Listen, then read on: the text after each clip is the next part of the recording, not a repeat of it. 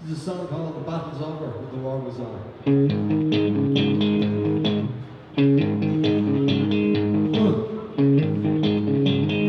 Well, did you sing the song the way it was written, and you march along to the beat of the drum? Someday soon you're gonna wake up singing the battle is over, but the war goes on. And if you close your eyes, you can hear the thunder when you cry in the rain and you laugh in the sun.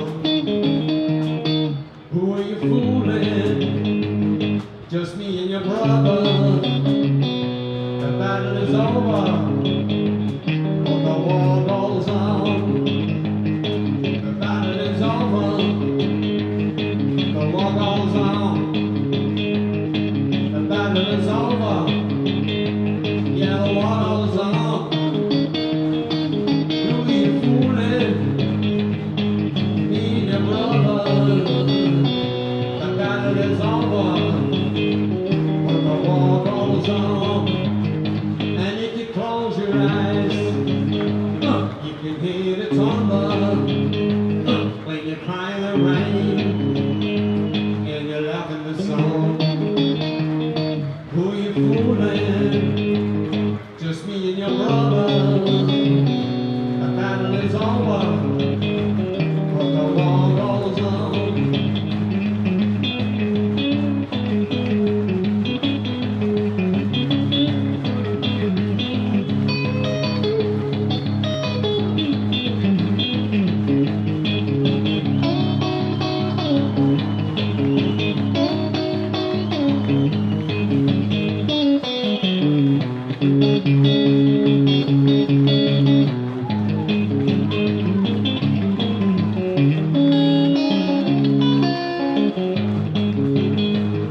You sing the song the way it was written, and you march along to the beat of the drum. Someday soon you're gonna wake up singing the battle is over, but the war goes on. Yeah, the battle is over, but the war goes on.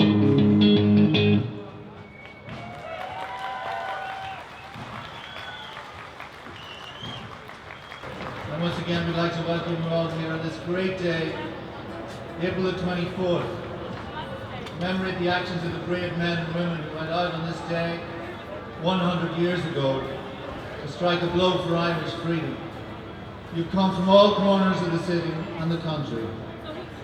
You may well have come from all corners of the earth, and we welcome you all here to reclaim their vision and commemorate their actions and honour those who gave their lives. Let's have some music.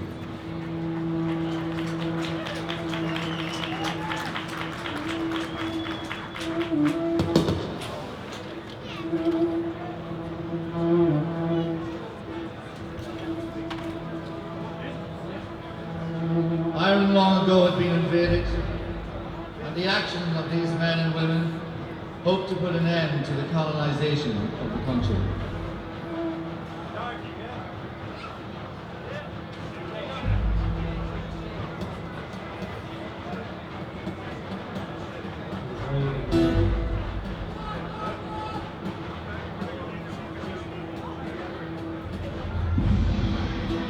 and wind in the sea. I am a sea wave upon the land. I am a stag of 7 combats. I am a hawk upon a cliff. I am fair. I am a boar for valor. I am the excellence of arts. I am a spear that wages battle with thunder. Who explains the stones of the mountains? Who invokes the ages of the moon? Where lies the setting of the sun? Who bears cattle from the house of Tetra?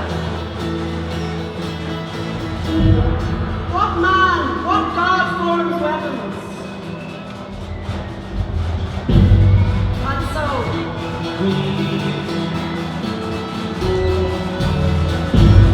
I invoke the Satyrs. The Satyrs of wind.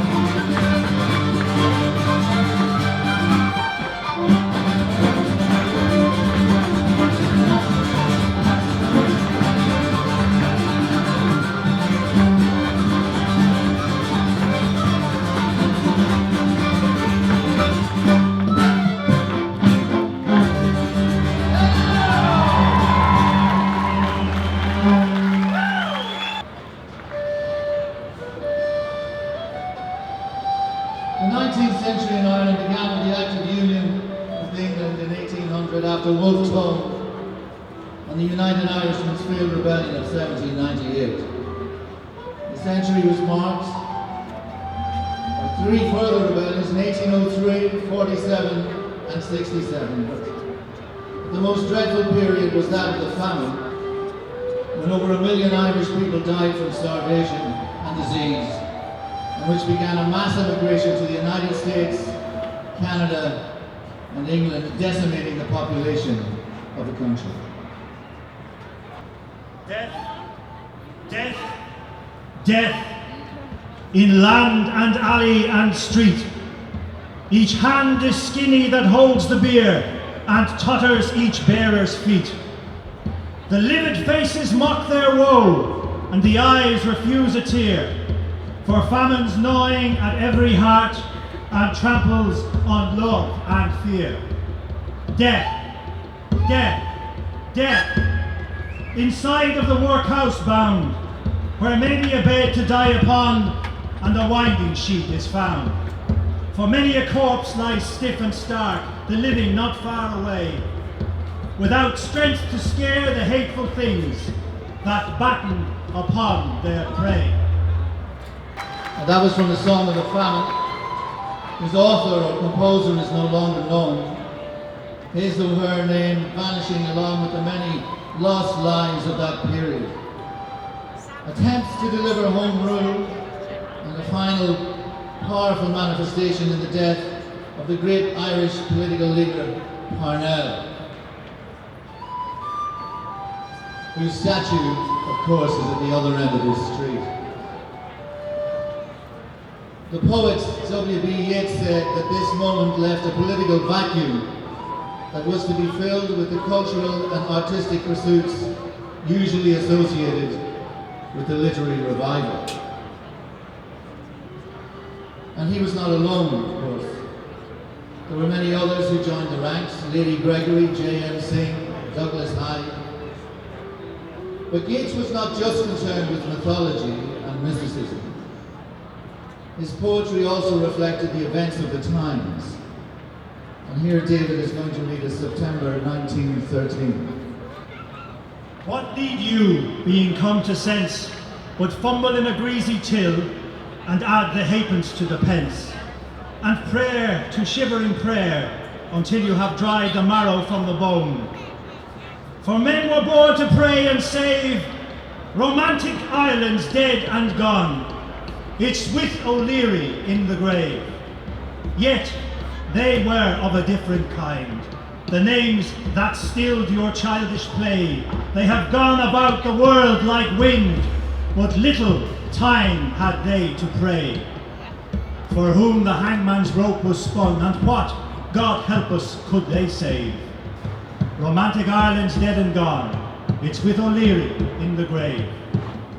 Was it for this the wild geese spread the grey wing upon every tide? For this that all that blood was shed? For this Edward Fitzgerald died, and Robert Emmet and Wolfe Tone, all that delirium of the brave? Romantic Ireland's dead and gone, it's with O'Leary in the grave.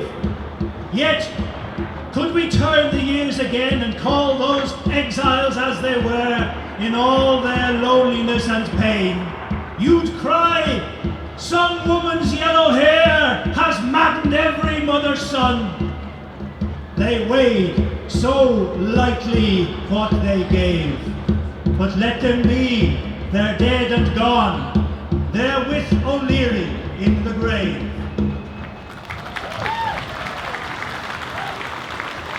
Thank you, David.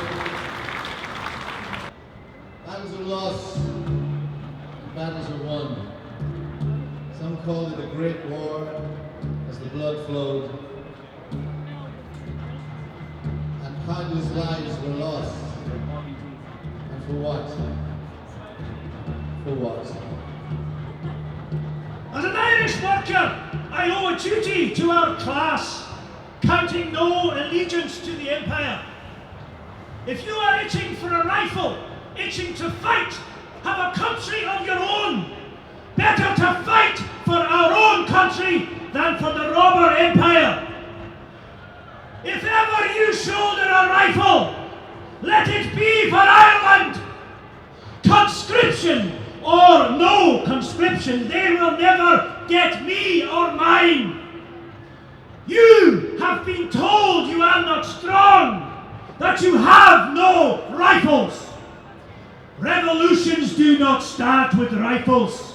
Start first and get your rifles after. Our curse is our belief in our weakness.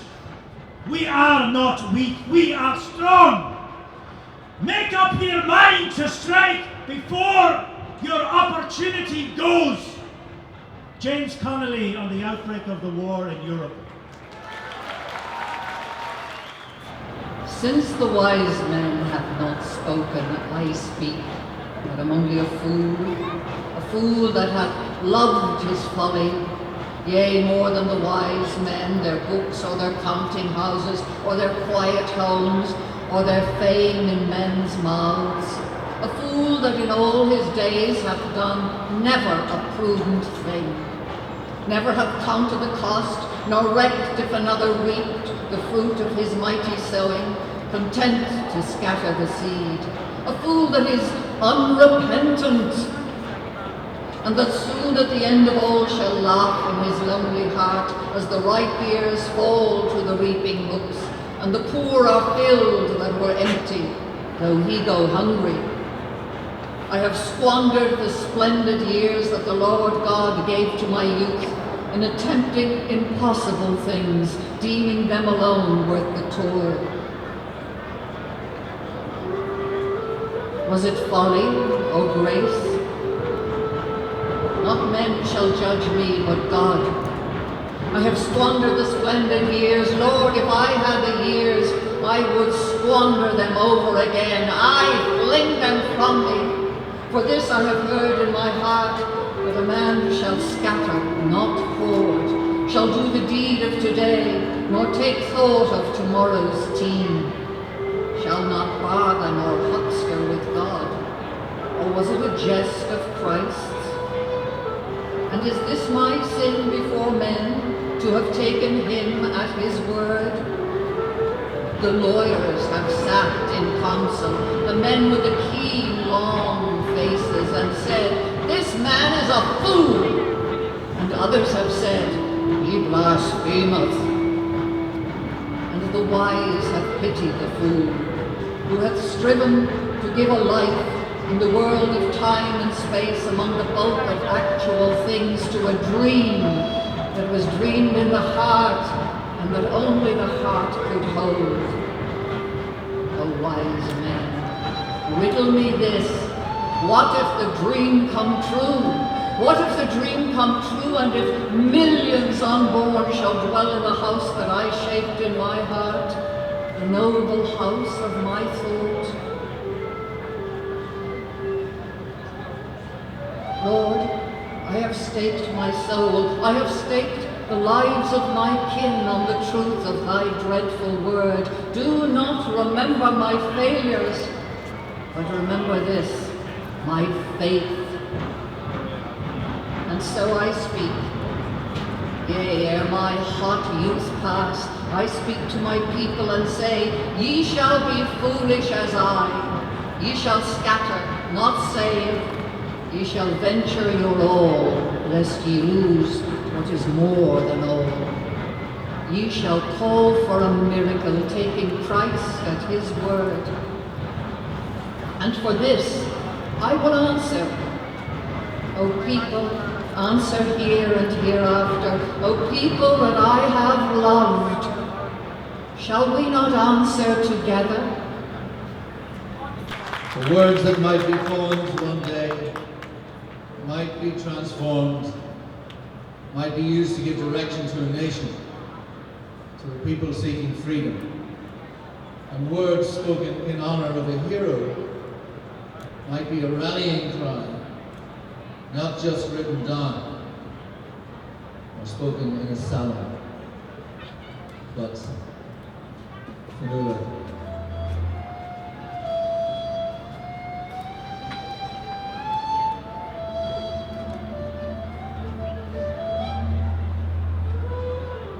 We we stand at Ross's grave, not in sadness, but rather in exaltation of spirit that it has been given us to come thus into so close a communion with that brave and splendid Gael.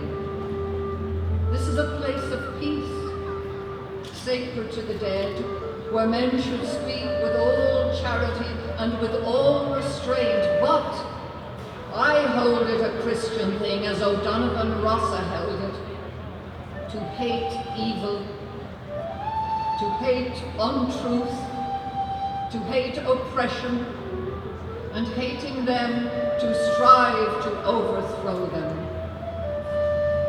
Life springs from death, and from the graves of patriot men and women spring live nations. The defenders of this realm have worked well in secret and in the open. They think they have pacified Ireland. They think that they have purchased half of us and intimidated the other half. They think that they have foreseen everything. They think that they have provided against everything. But the fools, the fools, the fools, they have left us our Fenian dead. And while Ireland holds these graves, Ireland unfree shall never be at peace.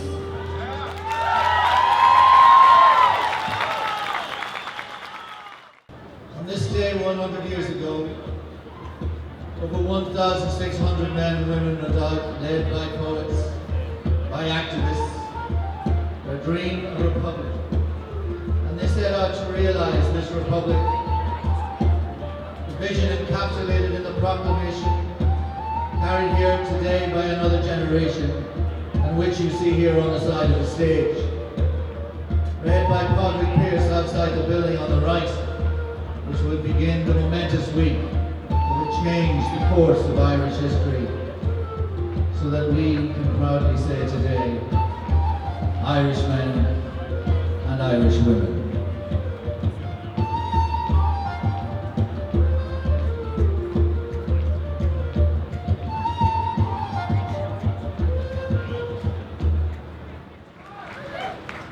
I'm very, very honoured to be here amongst you and to be able to share this with you. And it's dedicated to everyone who hasn't given up on this island, which I hope will be all of you. If all wasn't for this, I was writing a new verse on the way down here from Legion earlier on as well, so we'll see how it goes, you know. Give it a blast. Was it for this? The pagans strove with woven baskets born of love, to worship at the altar of the harvest god Crom Dubh. As the sun rose up the reek and then set down the other side to summon pilgrims to its peak to come from far and wide, before the Christians came to Ireland and proceeded to rename it Croagh Patrick as it stands today, while proudly they proclaim it as a place of modern pilgrimage and not the site of ancient heritage that history forgot. Was it for this? The Druids stood before the old gods of the trees and founded schools within their groves to learn the mysteries that lay buried in the branches and encoded in the leaves as the language of the earth written there for all to see. Was this why they came between the people and the great divine and shed the blood of mortal flesh to prophesy through time? Was this the future they once saw? Was it this they had in mind when they foretold in days of old what's born can never die? Was it for the only empire in Rome that still exists, to confiscate our island, though some would still insist that we were never conquered, that somehow we escaped in spite of all the plundered land and the children that were raped? Was it the rules they teach in schools they claim were set in stone, that have rendered us like lambs to collapse if left alone, that now bring us back in droves to a church that we've outgrown but are scared to leave or to believe we're better on our own? Was it for the famine, for the Irish Holocaust that was rarely thus examined, but in truth the human cost was inflicted on this island by the British, and yet peace is supposed to be some pure and noble diplomatic feat? But Mandela fought for what is right and was called a terrorist. But the same people who in death have claimed his right to coexist was never left in any doubt nor disputed in the slightest, because the darkest stars that ever were in death will shine the brightest. Was it for Biffo, sight in Lisbon, as the only show in town, inviting Europeans to kick us while we're down, inciting fear amongst the people and needed some relief from the systematic slaughter of the nation's self-belief? Was it for drum and bow in Anglo, picking figures from their arse, singing Nazi anthems to hallucinate the farce of both the major parties, Fine Gael and Fianna Fáil, for pretending key decisions are still made within the Dáil? Was it for this? Some keepers of the peace have forgotten the translation of Angorda Síochána. Or was it infiltration that has set the force upon the course of corporate racketeering at the expense of innocence for private profiteering? Well, the greatest crime there's ever been on this island is ongoing, as the IMF still strip us clean and bare despite our knowing, yet their crimes are somehow normalised and accepted as deserved by the dogs within our government and the masters that they serve. Was it for the US flights of extraordinary rendition, stopping off at Shannon on the way to their perdition, as if it's nothing more than a casual decision to be complicit in the torturing of innocent civilians? But instead of pushing peace, we imprison the protesters and determine the release at the whim of the investors who have bought and sold this island for the promises of oil in pipes they plan on laying on what once was farm and soil. But the cows are gone, and the people are gone, and the farms are left to fail. Now they probe the seas for oil and gas, the lakes and land for shale, with the sycophants and the psychopaths clap backs within the pale, with an onus and a bonus for the speedy fire sale over water and electric that could both be ours for free, with a slight recalculation of our own priorities. If instead of paying billions for a debt we never owed, we invested in renewables and let the future flow. Was it for Redmond to be draped across the bank in College Green? Or for Ireland's call to somehow circumvent our own Levian? For the 59 days and counting since our people voted for an end to the divisions of our age-old civil war? This is the new verse, by the way. Yet still they just ignore us, electing just to see. But our Coast Guard helicopters fish our corpses from the sea, and whole families in hotel rooms, in desperate situations, who simply can't afford to pay the cost for emigration. Was it for this the proclamation was read out upon these steps? For this spire defamation that Bella and Bertie left, to cast shadows over bullet holes and pillars that remain, standing by the GPO where the volunteers were slain. For this, the Fianna marched across the mountains and the bogs. For this, we killed each other for the right to label gods. For this, we raise our children just to watch them up and leave as another generation educated and deceived. Or was it for the moment we have finally realized that all that really matters is what's right before your eyes? The simple understanding that come whatever else, you'll never know another as you learn to know yourself. And even though we come to love with everything we are, the truth is every one of us has once been battle scarred, and the purest love that still remains is written in that kiss before we fall asleep at night that says it was for this. Thank you, Coach.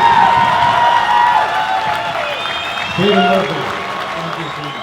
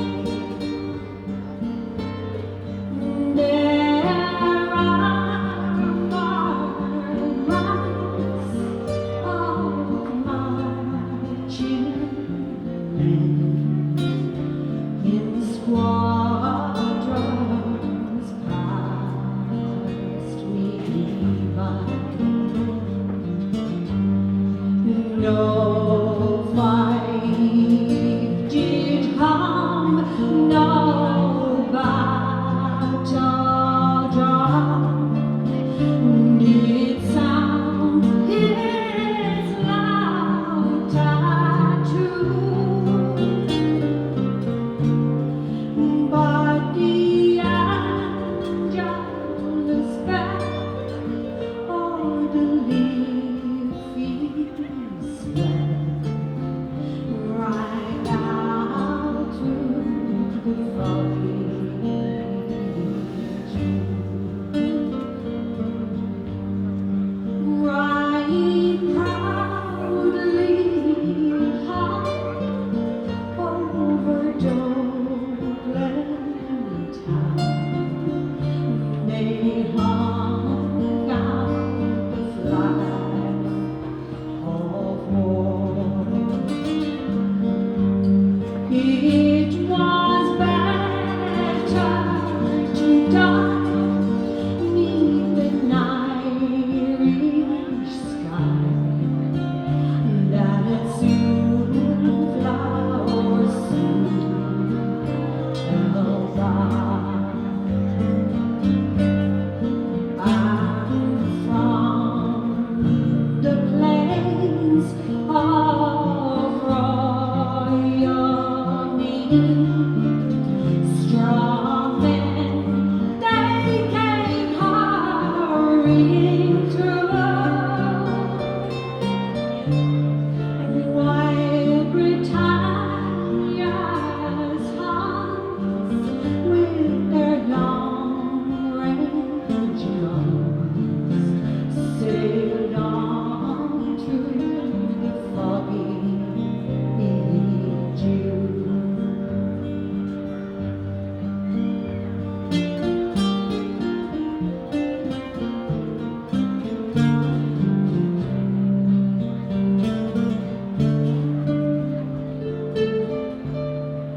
Twas Britannia baked our wild geese gold, that small nations might be free.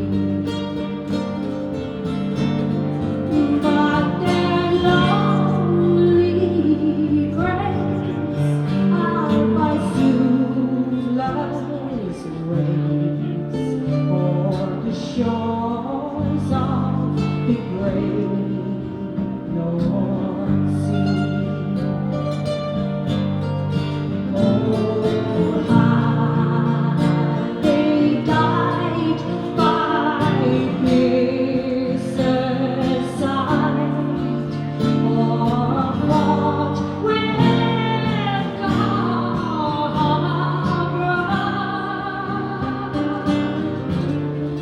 their names we will keep where the Fenians sleep, 'neath the shroud of the foggy June. Oh, had they died by Pierce's side, or fought with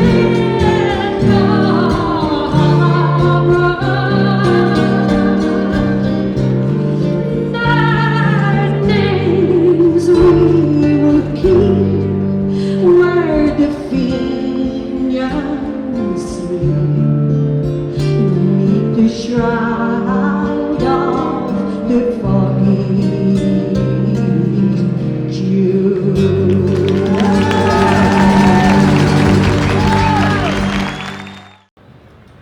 Cordial.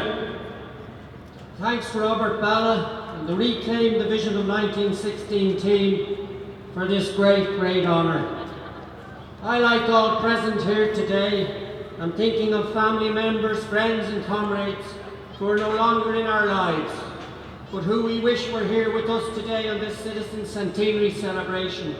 And we salute them and presume they are with us in spirit on this most historic of occasions. A Bula Boss to our missing friends.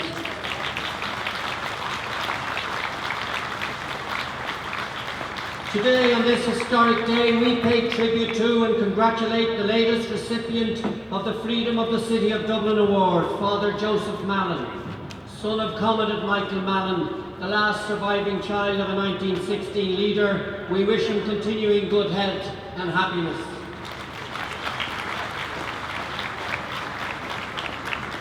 We salute the Noisy campaign as a leading historian and advisor to the infamous Ireland Inspires programme, disparagingly put it, on a stunning victory in the High Court to preserve the last extant 1916 battlefield in Moorstreet. That shameful plan to destroy an area described by our National Museum of Ireland as the most important historic site in modern Irish history, now totally discredited in the High Court judgment. Of the rising judge, Max Barrett said, the hardest of battles fought by the toughest of people for the greatest of ends. The same can be said of the principled 14-year campaign to save Moore Street, the birthplace of the Republic, from the developers' wrecking ball. We salute all campaigners today. The toughest of people who fought the hardest of battles for the greatest ends.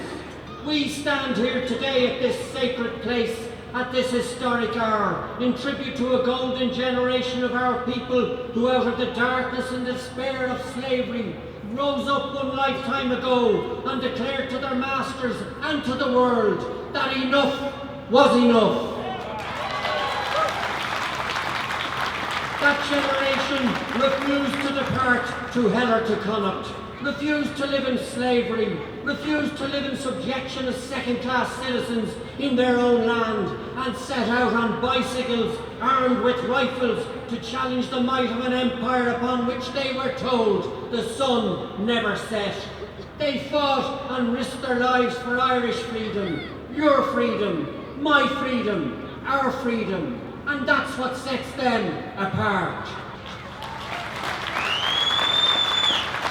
At the heart of that great army was a citizens' army, founded as a result of the naked brutality of a disgraced and discredited police force during the 1913 lockout. They would go on to play a crucial role in the Easter Rising, the pivotal event in our country's long and painful struggle for freedom and independence. In 1915, in the Workers' Republic, James Connolly clearly set out their intentions. However it is for others, he wrote, for us of the citizen army there is but one ideal, an Ireland ruled and owned by Irish men and women, sovereign and independent from the centre to the sea, and flying its own flag outward over all the oceans. Our demands most modest are, he said, we only want the earth. That generation did not engage in land speculation or golden circle banking, did not hold offshore bank accounts, and were not the recipients of brown envelopes in return for favours granted. That generation had a dream and a vision and set out to fight in the cause of Irish freedom, their freedom and our freedom, in a reconquest of Ireland. And we, all of us, are the direct beneficiaries of that cause and that great sacrifice. Those that held or have held high office in this country, in comfortable positions of power or influence or privilege in this republic, do so as a result of that cause and that sacrifice. We are out for Ireland for the Irish, James Connolly wrote. But who are the Irish? Not the rack-renting, slum-owning landlord, not the sweating, profit-grinding capitalist, not the sleek and oily lawyers, not the prostitute pressmen, the hard liars of the enemy. Not these are the Irish upon whom the future depends. Not these, but the Irish working class, the only secure foundation upon which a free nation can be reared. In the long run, he wrote, the freedom of a nation is measured by the freedom of its lowest class. And what of that freedom today? The freedom of our lowest class. What of our time? An alliance of rogue developers, bankers and compliant politicians are responsible for the unforgivable economic collapse of our country. An opportunity to build a republic of equality in housing, health and education, the great pillars of a civilized society, was squandered and lost. The great failure of Celtic Tiger years, the failure of successive administrations. We don't require a corner to turn. We need a new road, and we need a new journey, a new beginning, a new politics with trust in those we elect to public office. We need to reclaim the republic and take it back from the bankers, the developers, the careerists, the chancers and the cheats.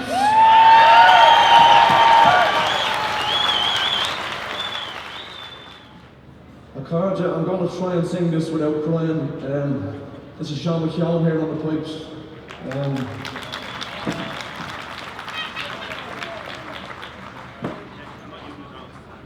100 years ago, the man in this song, he handed all the women in Liberty Hall revolvers, and my aunt Jenny Shanahan was one of them, and they went out to fight the mightiest emperor the world ever seen, and they never saw James Connolly again. But I think we have to visualise his dream of a 32-county socialist republic and work towards it, and visualise and see it, where all the children are cherished equally. Anyway.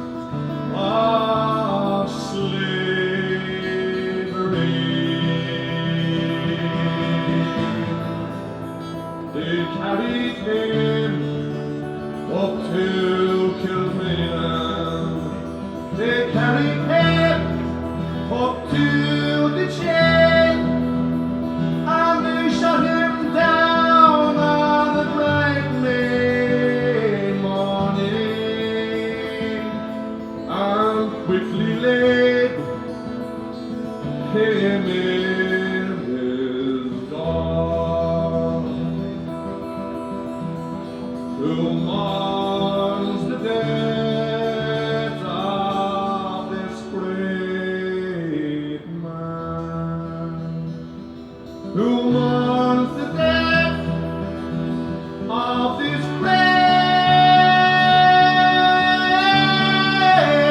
man. Bury me down in yon green garden with the Union men on every side. They buried him in yon green gardens with the Union men on every side. And they swore they would forge a mighty weapon, that James Conley's neck would live again with pride.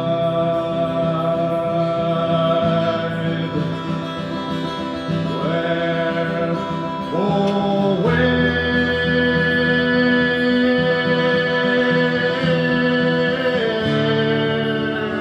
is our James Conley? He's here! Here! Here! Where, oh, where is that gallant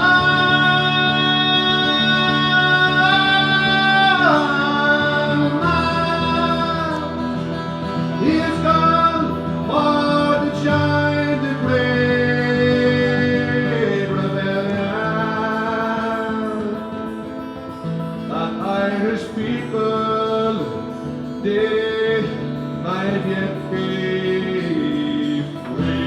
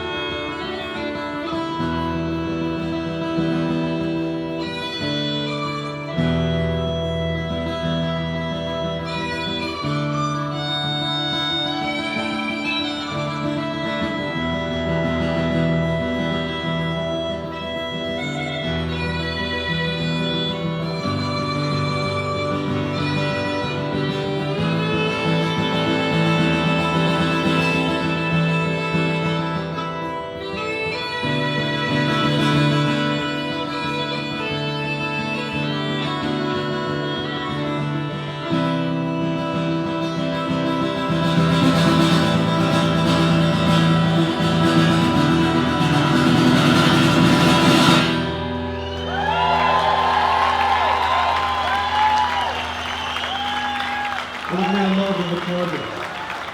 Holyfield County Socialist Republic, Shannon. Evening, Dempsey.